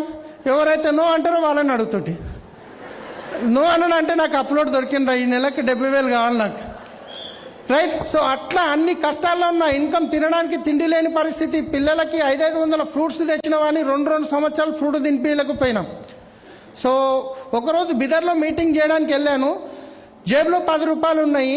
మీటింగ్కి పొద్దున ఇంట్లో అన్నం తినేలా, మధ్యాహ్నం అన్నం లేదు, సాయంత్రం 6 గంటలకు అక్కడ మీటింగ్ ఉంది, పైన మీటింగ్ అవుతుంటే కాలు చేతులు వణుకుతున్నాయి. కిందికి వచ్చి చాయ్ ఒక పార్లజీ బిస్కెట్ తిందామని కిందికి వస్తుంటే నా వెనకాల మా డౌన్ లైన్ వస్తుండు. నేను నువ్వు ఆగు నేను ఇప్పుడే వస్తాను, ఎందుకంటే ఉన్నాయి 10 రూపాయలు, నిన్ను అడగలేను, నీకు పెట్టలేను, నువ్వు ఆగి ఇప్పుడే వస్తాను, పోయి కింద పోయి నీళ్ళు తాగి బిస్కెట్ తాగి వచ్చి అలాంటి పరిస్థితుల్లో ఉండి బిజినెస్ చేసినాం. దేవుని దేవాల ఈరోజు మంచి పొజిషన్లో ఉన్నారా లేరా, రైట్. సో చాలా రకాల ఛాలెంజెస్ వస్తాయి. మీరు ఏదైనా కొత్త పని చేసినప్పుడు ఛాలెంజ్ పెరుగుతుంది, ఎందుకంటే భగవంతుడు అనే వాళ్ళు చెక్ చేస్తారు నిజంగా ఈయనకు క్రౌన్ అయ్యే అర్హత ఉందా లేదా, ఆయనకు డియూసిడి అయ్యే అర్హత ఉందా లేదా, రేపు లక్షల మంది నెట్వర్క్ వస్తే ఈయనను వాళ్ళని బ్యాలెన్స్ చేయగలుగుతాడా లేడా అనే టెస్ట్ చేస్తాడు. ఆ టెస్ట్లో కనుక మీరు ఆగిపోయారంటే అక్కడే ఉండిపోతారు, ముందుకెళ్ళిరంటే మీరు డియూసిడి అయ్యి స్టేజ్ మీదకి వస్తారు. సో తర్వాత వచ్చేసి టూల్స్, మనకు అప్లయన్స్ ఏవైతే టూల్స్ ఇస్తారో ఆ టూల్స్ ప్రతి ఒక్కటి ఉండేది ఏం లేదు టూల్స్లలో, గదే 7 గైడ్ లైన్స్ ఉంటాయి, ఫాలో అప్స్ ఉంటాయి, చేసేది గదే. టూల్స్ అనేవి ఏంటంటే మనం నోటితో చెప్పే కన్నా ఒక టూల్ రూపంలో ఇస్తే ఇంకొంచెం వాళ్ళకి నాలెడ్జ్ అనేది పెరుగుతుంది. చెప్పింది మనకు గుర్తుండదు, చదువుకుంటే ఎప్పటికప్పుడు గుర్తుంటుంది, ఎవరిలకు నేర్చుకొని చెప్పగలుగుతాం. సో ఇట్లా ప్రతి మీటింగ్ అప్లైన్, ఏ మీటింగ్ పెడితే ఆ మీటింగ్కి వెళ్ళేవాడిని. మీటింగ్ అంటే జ్వరం వచ్చినా జ్వరం వచ్చిందని ఒక్కరోజు గిట్ట సాగు. నేను వెస్టి స్టార్ట్ చేసినాక సండే మీటింగ్ ఒకటి మిస్ అయినా అంటే నిన్ననే అది గిట్ట గృహప్రవేశం ఉంది కాబట్టి ఇప్పటిదాకా మీటింగ్ వదలలే నేను, రైట్. నా డ్రెస్ ఆ రోజు నుంచి ఈ రోజు వరకు, ఇప్పుడు డియూసీడీ అయినాక కొన్ని కలర్ షర్ట్లు అప్పుడప్పుడు వేస్తున్నా, కానీ సాగుకు పోయిన దావత్ అయితే పోలే 2 సంవత్సరాలు. సాగుకు పోయినా, ప్లాన్కు పోయినా, ఎక్కడ పోయినా వైట్ షర్ట్ బ్లాక్ ప్యాంటే ఉంటుండే, రైట్. అట్లా నేను కమిటెడ్ అయ్యి నిలబడ్డా, చేసుకుంటూ పోయినా, మీటింగ్ వదలలేదు. సో మా వైఫ్ని మీటింగ్లోకి తీసుకెళ్ళాను కాబట్టి ఆమె నాకు సపోర్ట్ చేయడం జరిగింది. ఒకరోజు వికారాబాద్లో మీటింగ్ చేస్తున్నా, సేమ్ టైం ఆఫీస్పేటలో మీటింగ్ ఉండే, వస్తానేమో అనుకుంటే లేట్ అయిపోయింది. మా వైఫ్కు ఫోన్ చేసిన ఇట్లా రావడం లేట్ అవుతుందంటే ఆమె పోయి స్టోర్లో కుర్చీలు వేసి డెమోలు పెట్టి అన్నీ పెట్టిరు, ఎవరో ఒక లీడర్ వచ్చి ప్లాన్ చెప్పారు, మీటింగ్ అయిపోయింది. వైఫ్ని ఇన్వాల్వ్ చేయడం వల్ల మీకు ఈ సపోర్ట్ ఉంటుంది. 1+1 ఎంత, 1+1 2 అని మీరు అంటారు, కానీ 11 అంత పవర్ వస్తుంది వైఫ్ సపోర్ట్ చేస్తే. 1+1 అంటే క్యాల్కులేషన్లో 2 అవుతుంది, కానీ 11 రెట్ల పవర్ వస్తుంది వైఫ్ అండ్ హస్బెండ్ కలిసి బిజినెస్ చేస్తే. ఒకవేళ మీరు వైఫ్ ఏం చేస్తుంది, ఈమె బాసనలు తోముతుంది, బట్టలు ఉతుంది, దానికే పనికి వస్తుంది అని చెప్పి మీరు మీటింగ్కి తాలేరనుకోండి, పొద్దున పోయి కష్టపడి రాత్రి 11 గంటలకు బ్యాగ్ పట్టుకొని ఇంటికి వచ్చిర్రు, డోర్ తీసి బెల్ కొట్టిర్రు, డోర్ తీసి అయిపోయిందా నీ సభలో మీటింగ్ అంటే కథం ఉన్న గాలంతా బయట అలసట ఉంటుంది. అందుకే మీరు వైఫ్ని సపోర్ట్ తీసుకోండి, లేకపోతే వైఫ్ మీ హస్బెండ్ సపోర్ట్ లేకుంటే హస్బెండ్ని సపోర్ట్ తీసుకోండి, ఇంకా బాగా చేయగలుగుతారు. సో ఏ ప్లాన్కి పోయినా ఖచ్చితంగా మనం డెమో చూపించాలి, ప్రోడక్ట్ ఎంట పెట్టుకొని పోవాలి. నేను ప్రోడక్ట్ పట్టుకోపోను, నేను ప్లాన్ చెప్పిన తర్వాత ఆయన ఎక్సైటెడ్ ఉన్నాడు, ఓకే నేను చేస్తాను అనుకోండి, రేపు పొద్దున్న పలానా స్టోర్కి రాని పిలుచుకొని పోతాం. ఆ స్టోర్ అయినా దగ్గర సామాన్ ఉండకపోవచ్చు, లేదన్నా లీవ్ ఉండొచ్చు, ఈయనకి ఏదైనా పని రావచ్చు, ఆడికి ఇక ఆ రోజుకి ఇక మళ్ళీ ఫోన్ ఎత్తాడు. ఇక ప్రోడక్ట్ దగ్గర ఉంటే ఎంబడే తీసేసి స్టోర్కి ఫోన్ చేసి ఈ ప్రోడక్ట్ ఇచ్చి పైసలు తీసుకొని ఏదో స్టోర్ ఫోన్ చేసి బిల్ చేపించి ఇగో యాప్ ఓపెన్ చేసి నీ పీవీ వచ్చేసినాయి అని చెప్పేస్తే ఇమ్మీడియట్లీ కథం అయిపోయింది కదా. కావాల్సి మనమే వాళ్ళని రెడీ ఉన్న వాళ్ళని లేట్ చేస్తాం. ప్రోడక్ట్ మీతో పాటు కొన్ని ఉండాలి, ఉంటే కొందరు చూస్తారు, టచ్ అండ్ ఫీల్ చేస్తారు, కాబట్టి ఖచ్చితంగా ప్రోడక్ట్ పెట్టుకొని వెళ్ళాలి. సో ఫస్ట్ ఎప్పుడే కానీ 1-to-1 మీటింగ్ చేసిన తర్వాత నెక్స్ట్ ఏం చేస్తానంటే, సపోజ్ ఇక్కడ ఒక వ్యక్తి ఉన్నారు, ప్లాన్ చెప్పిన నెక్స్ట్ వాళ్ళ ఇంటికాడ ఒక హోమ్ మీటింగ్ చేస్తాం. మీ ఇంటి చుట్టుపక్కల ఉన్న 4గురిని పిలుచుకుంటే నేను ఒక హోమ్ మీటింగ్ చేస్తా అని చెప్పేసి అట్లా హోమ్ మీటింగ్ చేసిన తర్వాత ఆ 4 నుంచి ప్రతి వారం ఫిక్స్ చేస్తాం. 4 నుంచి 6 మంది, 6 నుంచి 8, 8 నుంచి 4 కావచ్చు. మళ్ళీ అట్లా మెల్లమెల్లగా 10, 15, 20 మంది దాకా పెరిగింది అనుకోండి, ఏదైనా చిన్న హాల్కి షిఫ్ట్ చేస్తాం. ఆ హాల్ నుంచి మళ్ళీ ప్రతి వారం చేస్తూ పెద్దగా అయితే దాన్ని 100 మంది, 200 మంది హాల్ బుక్ చేసి అట్లా పెంచడం జరుగుతుంది. సో కాబట్టి మనం 1-to-1 మీటింగ్ చేయాలి, ఆ తర్వాత హోమ్ మీటింగ్ చేయాలి, ఆ తర్వాత మనం సండే అప్లైన్ పెట్టి మీటింగ్కి వెళ్ళాలి, ఆ తర్వాత పెద్ద పెద్ద బూట్ క్యాంప్స్ ఉన్నప్పుడు ఖచ్చితంగా వాళ్ళని అక్కడికి ఇన్వైట్ చేస్తే 100% వాళ్ళు నిలబడతారు. రైట్. సో ఇక్కడ అగ్రి ట్రైనర్తో ఇక్కడ నాకు అంతకుముందు అగ్రి గురించి ఎలాంటి నాలెడ్జ్ లేకుండే, కానీ ఒక మీటింగ్కి వెళ్ళి ట్రైనింగ్ నేర్చుకొని ఇంప్లిమెంట్ చేసి ఈరోజు మీకు తెలుసు అగ్రిలో ఎంత మంచి బిజినెస్ జరుగుతుందో తెలంగాణ, ఏపీలో. సో ఎప్పుడు కానీ మీటింగ్ పోయినప్పుడు డైరీ పట్టుకొని పోవాలి, అక్కడ నేర్చుకోవాలి, ఇంప్లిమెంట్ చేయాలి. మళ్ళీ వచ్చిన తర్వాత ఫీల్డ్ వర్క్ చేయాలి. నేను నేర్చుకున్న నాలెడ్జ్ ఇక్కడనే పెట్టుకుంటా అంటే కాదు, మనం ఫీల్డ్కి వెళ్ళి పని చేస్తేనే మనకు ఎక్స్పీరియన్స్ వస్తుంది. తర్వాత మీటింగ్లకు ఈ విధంగా మేము ప్రమోట్ చేసేవాళ్ళము. సో ఏ మీటింగ్ కానీ, సో ఇక్కడ ఒక ఎగ్జాంపుల్ చూపిస్తాను మీకు. ఇప్పుడు ఇక్కడ ఉన్న వ్యక్తి, నేను డియూసిడి అయిపోయినా కదా, నేను డైమండ్లో ఉన్నప్పుడు వీళ్ళు ఉన్నారు నలుగురు, ఇక్కడ ఇద్దరు కదా, ఇక్కడ ముగ్గురు, ఇక్కడ ఇద్దరు. సో ఇప్పుడు ఈ టైంలో వాళ్ళు ఏ లెవెల్ ఉండొచ్చు చెప్పగలుగుతారు వాళ్ళను? నేను డియూసిడి ఉన్నా, నాతో పాటు జర్నీ చేసిన వాళ్ళు ఏ లెవెల్లో ఉండొచ్చు? ఒక్కరు గిట లేరు. అట్లా అని చెప్పేసి నేను ఎందుకు చెప్తున్నా అంటే, మన టీంలో ఎవరన్నా ఒక వ్యక్తి పోయిందంటే అబ్బా అయిపోయింది నా పని అని కూర్చుంటాం. ఒకవేళ అట్లా పోతుర్రు అంటే అది సక్సెస్ యొక్క ప్రాసెస్. టెన్షన్ పడకండి. మనం ఇక్కడ నుంచి ఢిల్లీ ప్రయాణం మొదలు పెట్టినామంటే మనతో పాటు ఎవరైతే ట్రైన్లో కూర్చుంటారో వాళ్ళందరూ ఢిల్లీకి వస్తారా? కొందరు మధ్యన దిగిపోతారు, కొందరు కొత్త వాళ్ళు ఎక్కుతారు, కొందరు దిగిపోతారు, కొందరు కొత్త వాళ్ళు ఎక్కుతారు. మీరు గిట్ట బిజినెస్ స్టార్ట్ చేస్తారు, కొందరు వస్తారు మిమ్మల్ని గోల్డ్ చేస్తారు, కొందరు వస్తారు మిమ్మల్ని స్టార్ చేస్తారు, కొందరు వస్తారు క్రౌన్ చేస్తారు, కొందరు వస్తారు డీసీడీ చేస్తారు, కొందరు వస్తారు డియూసీడీ చేస్తారు. మన కమిట్మెంట్తో ముందుకు వెళ్తూనే ఉండాలి. వచ్చేటోళ్ళు వస్తారు, పోయేటోళ్ళు పోతారు, దాని గురించి టెన్షనే లేదు. ఒకవేళ ఎవరైనా పోయిరు అంటే నో ప్రాబ్లం, మా ఇంట్లోకి కొంచెం చెత్త కాలైపోయింది అనిపిస్తుంది నాకు. ఎవరన్నా వచ్చి పక్క కంపెనీకి గుంజుకొని పోయిండు అన్న, నాకు మంచి పని అయిపోయింది, ఇప్పుడే పోయిండు, పెద్దగా అయినాక పోతే కష్టమవుతుండే అనిపిస్తుండే. మంచి పని చేసినావు, థ్యాంక్ యూ నాయన, నా ఇంట్లో చెత్త ఖాళీ చేసినావు, నేను ఇప్పుడు కమిట్మెంట్ వాళ్ళతో పని చేస్తా అని చెప్పేసి ఇంకా ఎక్సైటెడ్ అయి పని చేసేవాడిని. సో పోతురని బాధపడే అవసరం లేదు.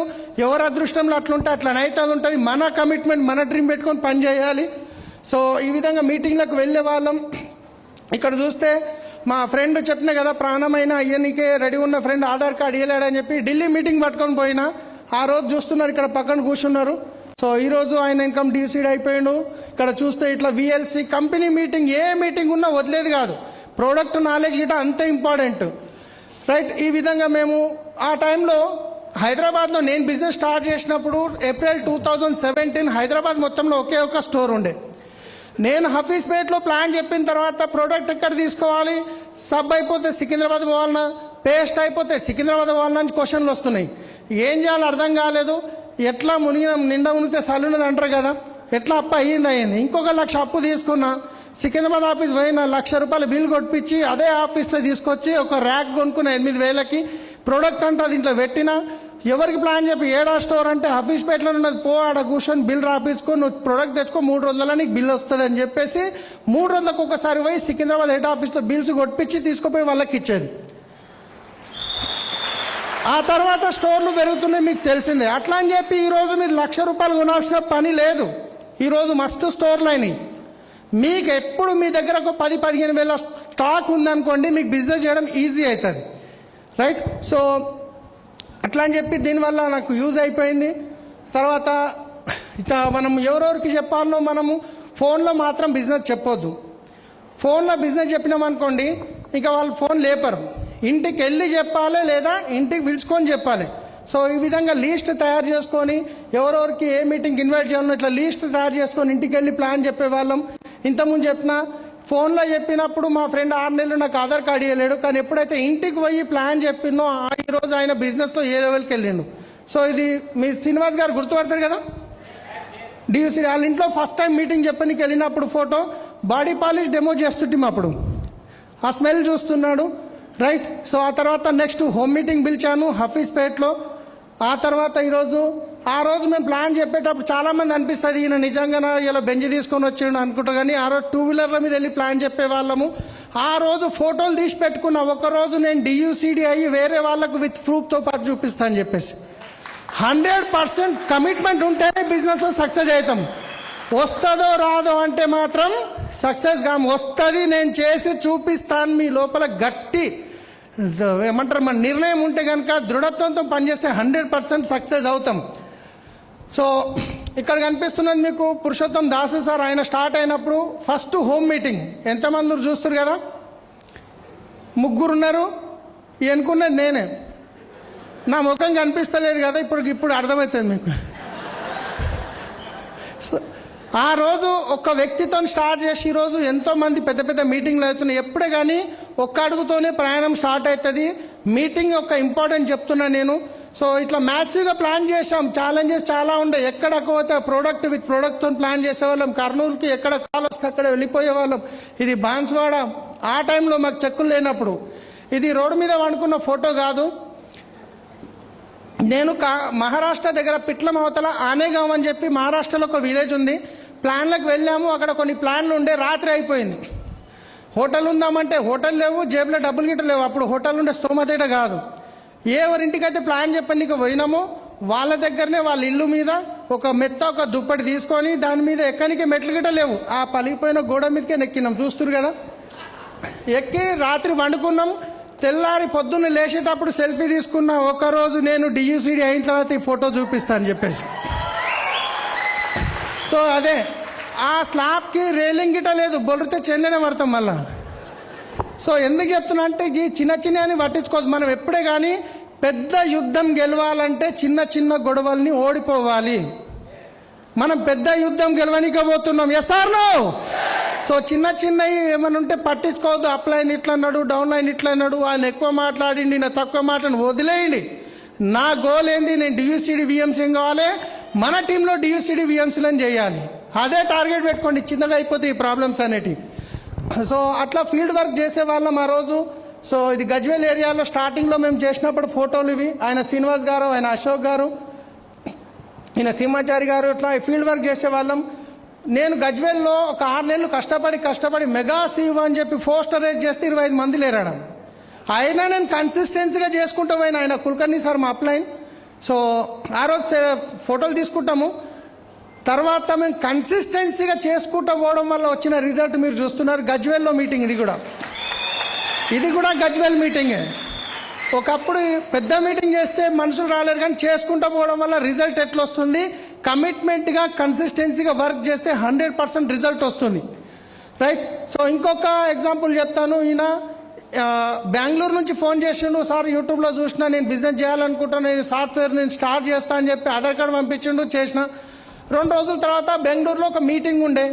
అరే ఆ మీటింగ్లో పోయి కనెక్ట్ చేస్తే నేను నిలబడిపోతాడు కదా అని చెప్పి ట్రైన్ టికెట్ బుక్ చేసుకున్నాను. నేను గిట్ట వస్తున్నా, మీటింగ్కి రమ్మంటే వస్తా అని చెప్పిండు.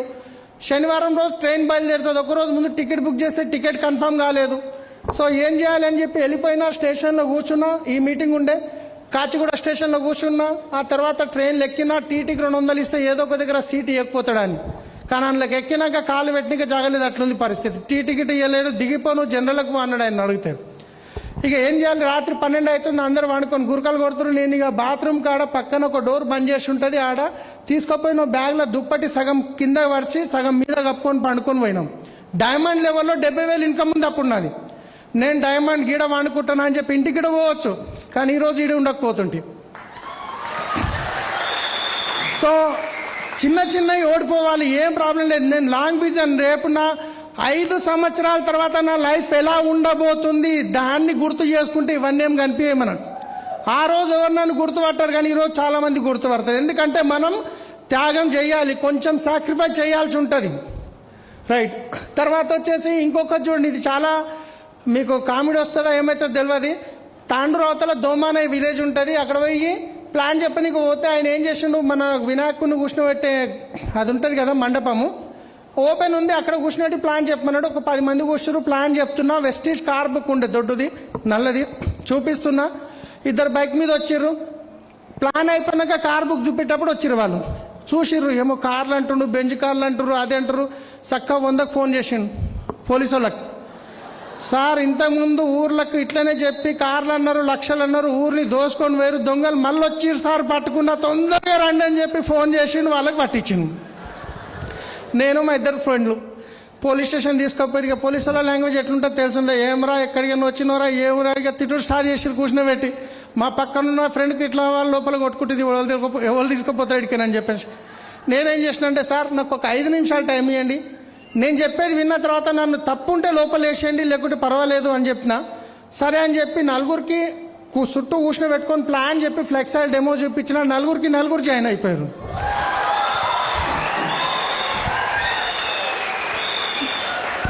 ఎవరైతే ఫోన్ చేసి పిలిచి కంప్లైంట్ ఇచ్చిండో వాళ్ళని మళ్ళీ పిలిపించి అన్నాడు, ఏమ్రా నేను డబ్బులు కట్టమని అంటే చెప్పలేదు. ఎట్లా ఫోన్ చేస్తారో నేను నడిమిలో కొడతాం, మళ్ళీ ఒకసారి ఇట్లా పని చేస్తే మా ముందట తిట్టి పంపించారు వాళ్ళని. సో భయపట్టే అవసరం లేదు, మనం తప్పు చేయట్లేదు, 10 మందికి హెల్ప్ చేస్తున్నాం. Yes or no? మనం ఇవ్వడానికి పోతున్నాం. ఇచ్చేటోళ్ళ చేయి ఎట్లుంటుంది, తీసుకునే వాళ్ళ చేయి ఎట్లుంటుంది. కానీ మనం ఏం చేస్తాం, ఇవన్నీకే పోతాం. ఆడికి పోయినాక ఇదేం కంపెనీ మస్తు చూసినా, మా తమ్ముడు చేసిండు బొమ్మడు చేసిండు బేకార్ అనగానే మనం తీసుకొని వస్తాం. అరే చేయకపోయాను, మనం ఇయ్యనిగా పోతున్నాం. ఒకవేళ ఆయన ఓకే అంటే రేపు ఆయనకు టైం ఇచ్చి ఆయన లైఫ్ చేంజ్ చేయడానికి మనం టైం ఇస్తున్నాం ఆయనకు, అవునా కాదా? కాబట్టి నో అన్న టెన్షన్ పడొద్దు. మనం ఇచ్చే వాళ్ళు ఎప్పుడు కానీ అట్లని గర్వంగా చెప్పొద్దు, మనం ఉన్నది చెప్తున్నాం, మనకు ఎవరు మోసం చేయట్లేం, రైట్? సో ఇట్లా నేను పని చేయడానికి పోయినప్పుడు ఛాలెంజెస్ పెరుగుతాయి అని చెప్పడానికి ఎగ్జాంపుల్ చూపిస్తున్నాం. అయ్యో నన్ను తీసుకుపోయి పోలీస్ స్టేషన్లో కూర్చోబెట్టారు, రేపటి సంది నేను వెస్టేజ్ చేయ అంటే వాళ్ళు చెప్పడంలో తప్పులేదు, కానీ నా నిర్ణయం తప్పు అవుతుండే. Yes or no? సో నేర్చుకున్న ఏ మీటింగ్కి వెళ్ళినా డైరీలు ఇంప్లిమెంట్ చేస్తుంటే ఇంటికి వచ్చి నేర్చుకొని మళ్ళీ అది ఇంప్లిమెంట్ చేస్తుంటే ఏదైతే నేర్చుకున్నామో అది మళ్ళీ నేర్పిస్తుంటాం లీడర్స్కి. ఎందుకంటే ఇది డూప్లికేషన్ బిజినెస్. మనం నేర్చుకోవాలి, నేర్పించాలి, మనలాంటి లీడర్లను తయారు చేయాలి, అప్పుడే బిజినెస్లో మనం సక్సెస్ అవుతాం. పీవీలు అంటే వాడొద్దు, లీడర్ని క్రియేట్ చేయండి, లీడర్ పీవీ క్రియేట్ చేస్తాడు. ఈయన జాయిన్ అయితే 100 పీవీ వస్తుంది అనుకుంటే మనం పాపం కట్టుకుంటున్నాం. అరే ఈయన జాయిన్ కావాలి, నాకు ₹1,00,000 ఇన్కమ్ రావాలి, వీళ్ళ భార్య పిల్లలు మర్సిడీస్ బెంజ్లో తేవాలి. దేవుడా నేను చెప్పేది వీళ్ళకి అర్థమయ్యే శక్తి నువ్వు, నేను చెప్పేది వాళ్ళకి అర్థమయ్యేటట్టు చెప్పే శక్తి నాకి అని మీరు ప్రేయర్ చేసి ప్లాన్ చెప్పండి, 100% సక్సెస్ అవుతారు. కానీ నాకు 100 పీవీ వస్తుంది అనుకుంటే మళ్ళీ అక్కడ పాపం చేస్తున్నట్టే మనం. సో మరి అచీవ్మెంట్ ఏంది అంటే కనుక ఒక హోండా ఇమేజ్ కార్ తీసుకున్నాం, దాంతోపాటు రీసెంట్గా మర్సిడీస్ బెంజ్ కార్ తీసుకున్నాం. సో ఇక బెంజ్ గురించి చెప్పాలంటే నేను ఎక్కువ చెప్పాను, నాకు ఎక్కువ చెప్పుకోవాలనిపించదు. చిన్న కార్లో వెళ్తే చుట్టుపక్కల అందరినీ మనం చూస్తాము, పెద్ద కార్లో వెళ్తే అందరూ మనం చూస్తారు, అంతే ఫరక్ ఉంది బెంజ్ కార్కి. సో ఎక్సలెంట్ కార్ అయితే చెప్పేది లేదు. మీ ఇక్కడ కూర్చున్న మీరు ఈరోజు డిసైడ్ కండి, వచ్చే 2 నుంచి 3 సంవత్సరాల్లో మీ ఇంటి ముందట ఇలాంటి కార్ నిలబెట్టవచ్చు. మీరు డిసైడ్ కావాలి, ఒక నిర్ణయం తీసుకునే అవసరం ఉంది. సో దాంతోపాటు ఇక్కడ చూస్తే నిన్ననే గృహప్రవేశం అయిందని చెప్పాను కదా.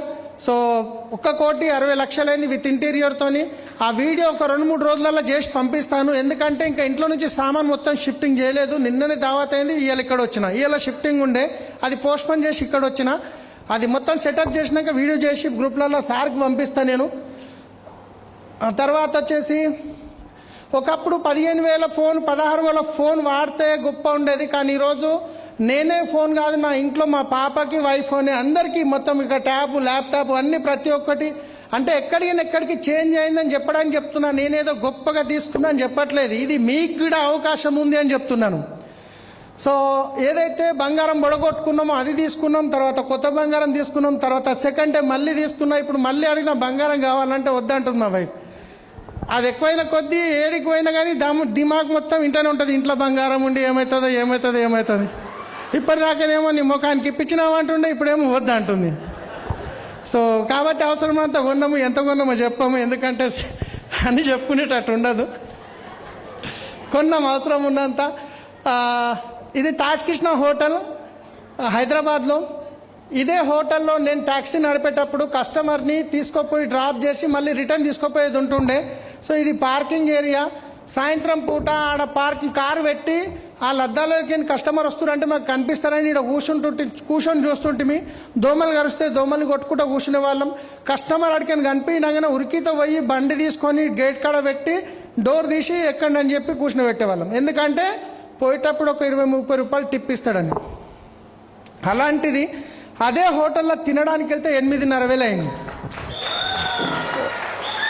అదే హోటల్లో తినడానికి పోతే 8,500 అయింది. ఆ రోజు హోటల్ లోపలికి వెళ్తుంటే నా లోపల ఉన్న డ్రైవర్ దయ్యం బయటకు పోలే. మళ్ళీ ఫీలింగ్ వస్తుంది, నాకు డ్రైవర్ని కదా లోపలికి పోవాలను. నేను ఆల్రెడీ 7-8 లక్షలు సంపాదిస్తున్నా. ఆ హోటల్ ఎప్పుడు పోయింది లేదు. ఫస్ట్ టైం పోయినప్పుడు స్టార్టింగ్లో డీసీడీ అయినప్పుడు అనుకుంటా, లోపలికి పోయి అడిగిన రిసెప్షన్లో, మేడం అన్నమేడ తినాలని అడుగుతున్నాను. కస్టమర్ ఎట్లుంటాడు, అంత పెద్ద హోటల్లో పోతే రుబాబ్గా పోయి కూర్చుంటాడు, ఇట్లా పిలుస్తారు. కానీ మన ఫీలింగ్ అట్లా లేదు, మన డ్రైవర్ లోపల ఉంది కదా. సో ఆయన పోయినాం, తిన్నాం మొత్తానికి.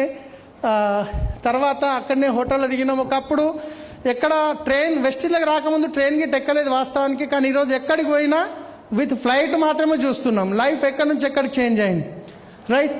సో ఫారెన్ ట్రిప్స్కి వెళ్ళాం 2019లో. మలేషియా ఇవన్నీ సార్ గిట్ ఉన్నారు, అప్పుడు రంజిత్ సార్ గిట్ ఉన్నారు. సో ఇవన్నీ వెళ్ళాము. స్టార్ క్రూజ్ గిట్ట వెళ్ళాము. తర్వాత ఇది అక్కడ స్టార్ క్రూజ్తో దిగిన ఫోటోలు. ఇది పటాయా. చాలామంది నాకు తెలుసు ఎక్కడ చూస్తారో, నేను గిట్ట గమనించలేదు. వాళ్ళు వెనకాల గెస్ట్ వాళ్ళు అనమాట, హోస్ట్లు అనమాట. వాళ్ళ గురించి ఫోటో తీయలేదు నేను. ఆ వెనక పటాయా కనిపిస్తుంది కదా, దాని గురించి తీసుకున్నా.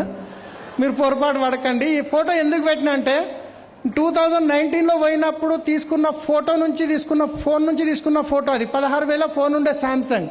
కానీ ఈరోజు 2 లక్షల ఫోన్తో తీసుకున్న ఫోటో ఇది. సెకండ్ టైం గిట్ట పటాయా వెళ్ళాను.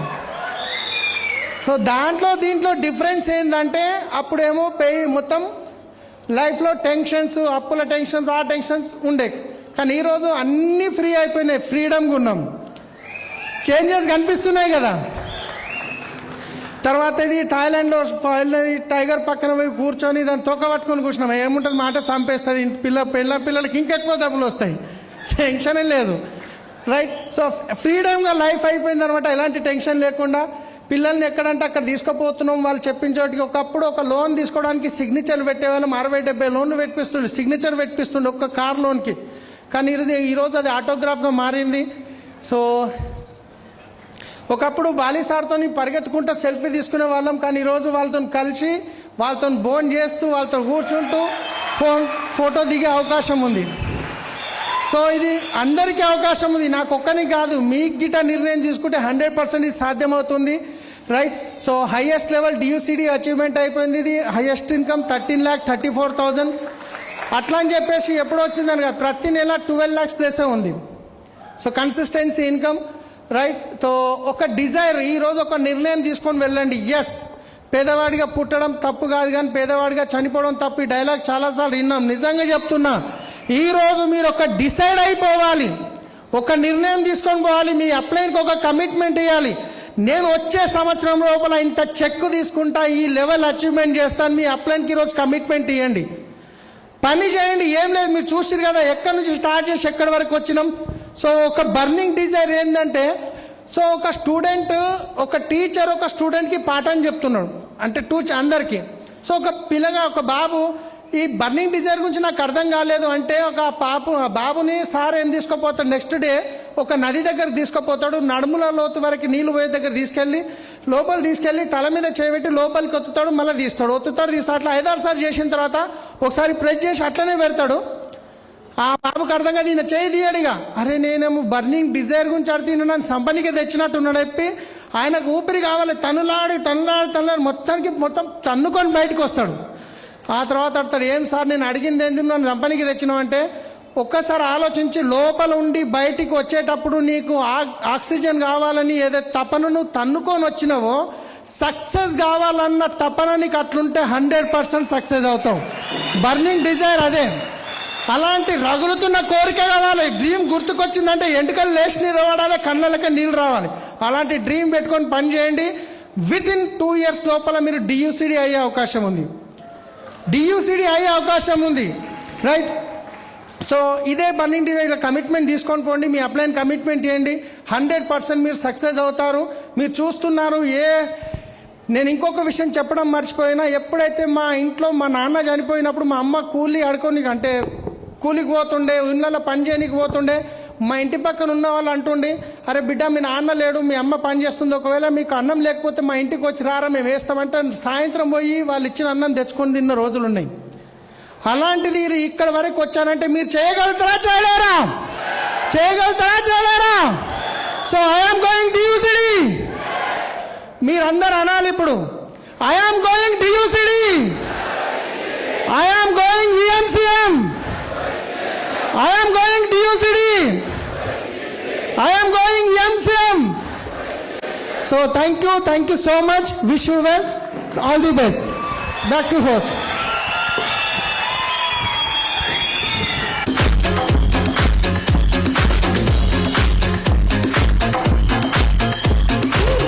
గట్టిగా గట్టిగా